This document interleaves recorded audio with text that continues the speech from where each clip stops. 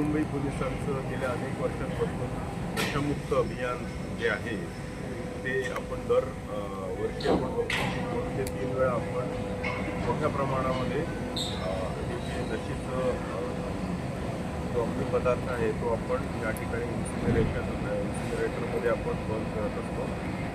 यावेळेलाही जवळजवळ 55 गुन्ह्यांमधील 18 कोटीच्या वर हा मुद्देमाल आपण या ठिकाणी इन्सिनरेटरमध्ये बंद करतो आहे.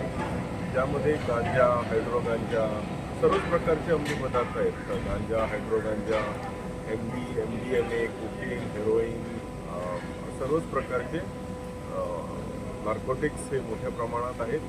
आणि आपण ज्या आता रिसेंटली जे हायड्रो गांजाच्या गँग्स पकडलेल्या आहेत किंवा पंजाबमधली एक मोठी टोळी आपण जी नवी मुंबईमध्ये सक्रिय होती, काही आफ्रिकन्स जे याच्यामध्ये होते, काही इंटरनॅशनल गँग्सचे इम्पोर्टेड हायड्रो गांजा विकत होते, त्याच्यामध्ये मुद्देमाल हा जो जप्त झालेला आहे त्याचा आज या ठिकाणी वर्णन केलेला आहे.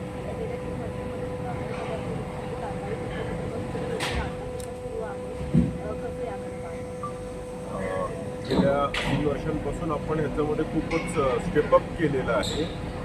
नार्कोटिक्स विरोधी मोहिमेमध्ये मोठ्या सप्लायर्सपासून छोटे ड्रग पेडलर्सपासून कन्झम्पशन करणारे सुद्धा वेगवेगळ्या स्वरूपाचे वेगवेगळे ज्या टोळ्या या ठिकाणी ऑपरेट करत होत्या त्यांना आपण झिरो टॉलरन्स या दरात त्या ठिकाणी